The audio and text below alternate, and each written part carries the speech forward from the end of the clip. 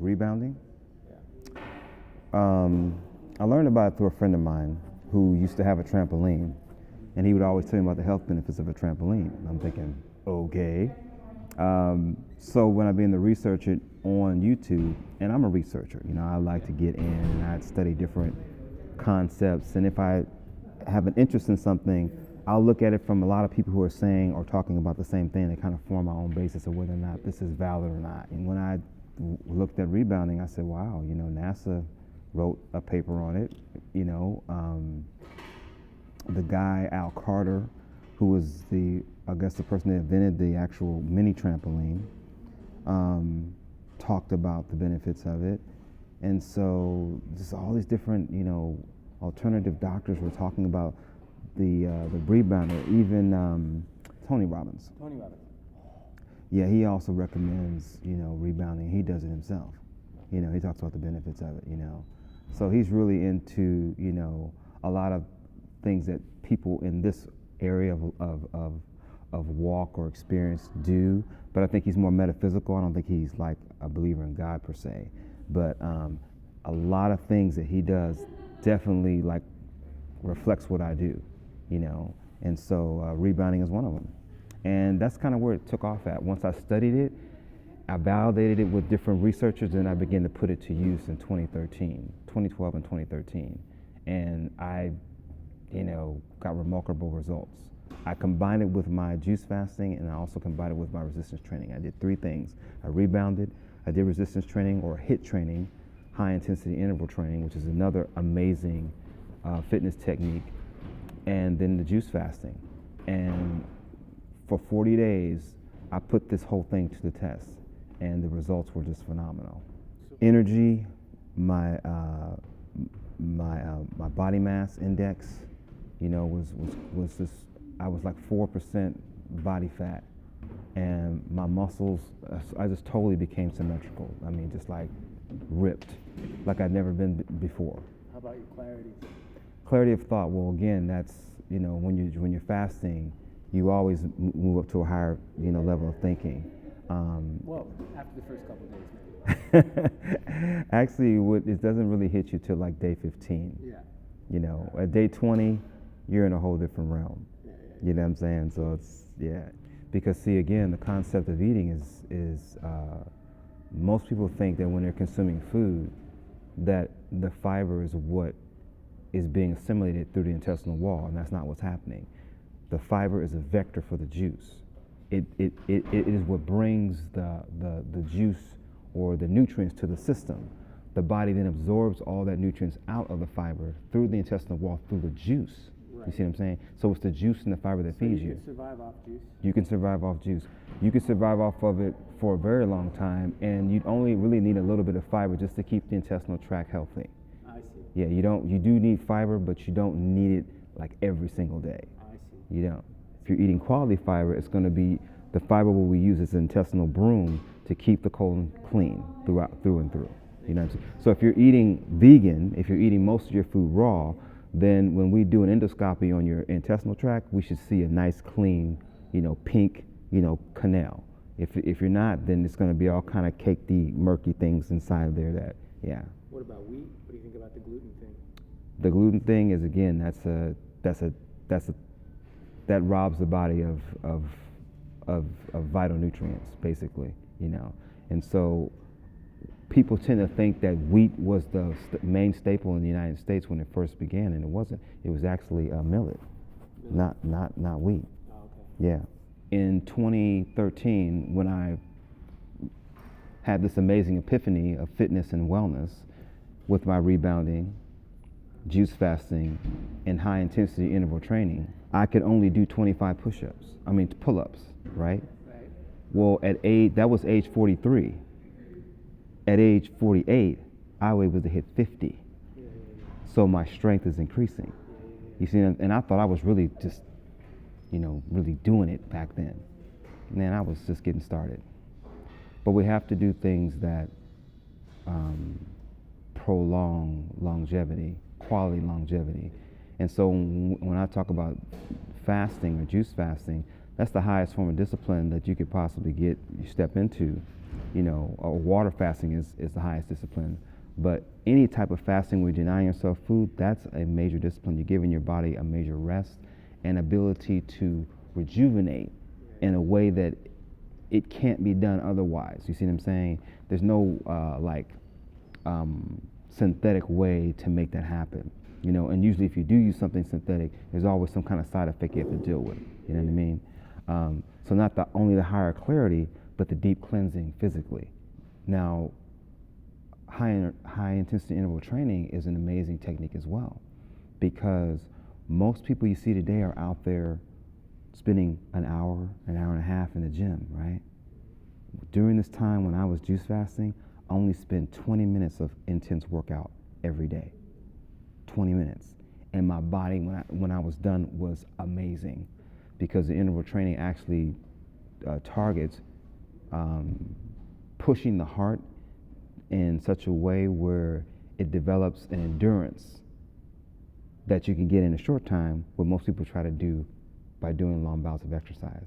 Really? Yeah. And here's the thing. When people are doing modern exercises today, they focus mostly on cardio exercises. When you're focusing on cardio exercises, you're only working one type of muscle system, and that's your slow twitch muscle fiber. You have 3. Okay? When you step into the second and third category of muscle fiber, that's when you move from aerobic exercise, which means that when you're exercising, you got enough oxygen to kind of keep going. But when you go into intense exercising, like at high intensity, you move into anaerobic exercise. So that means now the body cannot get as much oxygen to the muscle, and you tire quicker. But the benefit is that you increase the level of your human growth hormone when you're doing high intensity exercises. Why? When you work up an exertion, okay, and they're still trying to figure out why this is, but somehow during the time when you, like within 30 seconds, if you can work your heart up to a threshold where you can go no more and you stop, they're finding that your body actually releases human growth hormone. It increases at that level, which is not done when you're doing cardio exercise. When you spend that 30, they call it sprint 8, and when you spend that 30 seconds of high intensity and you rest and you go at it again, your level of human growth hormone actually elevates. And if you were to test for human growth hormone in the system, you would literally test false positive. What human growth hormone tends to do is it tends to also build the muscle faster when you're doing high intensity interval training. And that's what I found out by going through it for 40 days, that's what I realized at the end of it, what I was actually doing. I actually, used my own experience as a test to see if it actually worked, and it actually does work. Yeah, so I never spend more than 30 minutes in the gym, ever. That's one reason, and I'm also trying to build an awareness for what I believe is one of the best man-made exercises in the world, based upon what I've, my takeaway from it, what it's doing for me physically. Every time I get through rebounding, I look at myself in the mirror, I can see my own glow. And I never get that from any other exercise I do, And even a friend of mine says, every time you get done, you just look younger, like something just like happened to your skin, you know what I'm saying?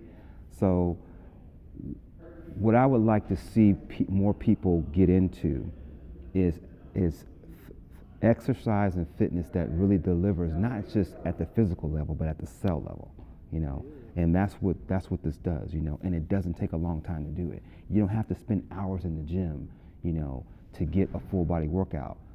The rebounder provides a full body workout because it exercises every one of your 638 muscles at one time.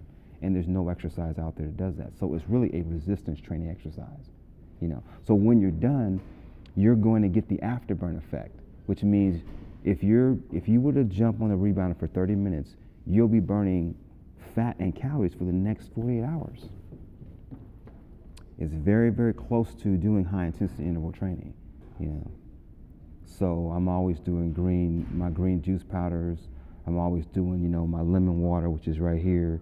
I'm constantly, giving my body the things it needs.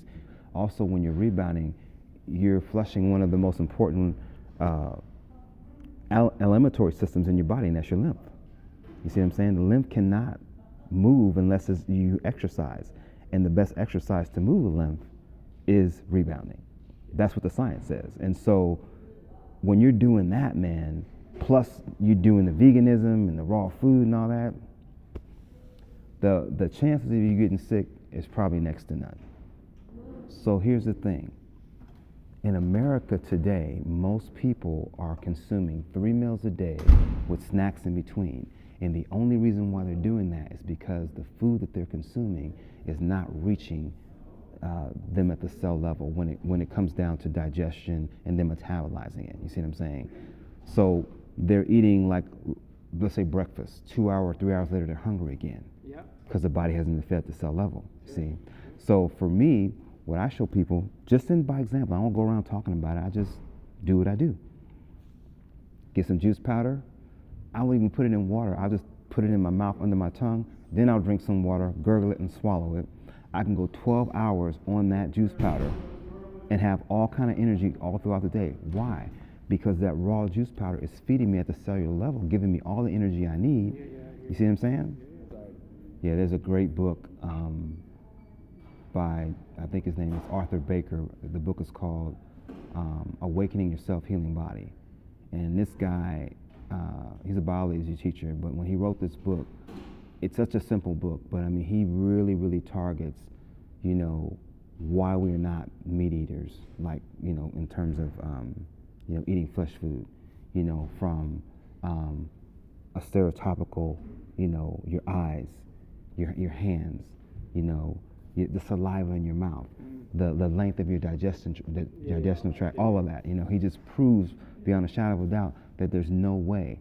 Even how we relish, what we see in nature, we wouldn't go out and pursue a rabbit, kill it, with our teeth or our hands, and then rip it apart and eat it.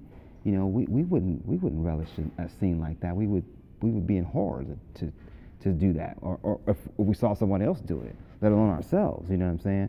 But now to go and pick an apple, or to eat a piece of fruit, or make a salad, that's, it responds to our alkaline mindset. The problem is like with exercise, when we talk about rebounding, when we talk about nutrition, it's how we're socialized. We're not taught these things in school, and so we grow up believing that, that we need meat for protein. Like we grow up thinking that we need medicine in order to heal ourselves, allopathic medicine. My life is about changing the paradigm, totally changing the paradigm.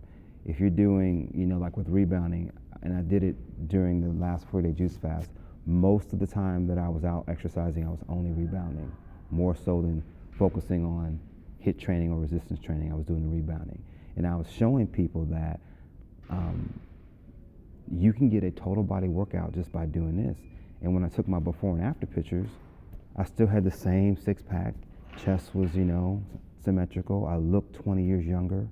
Nothing changed. It was basically the same as it was the year before that, the year before that, and the year before that. And hey, this guy's pushing 50. He's not aging. He's still going backwards. You know what I'm saying? So,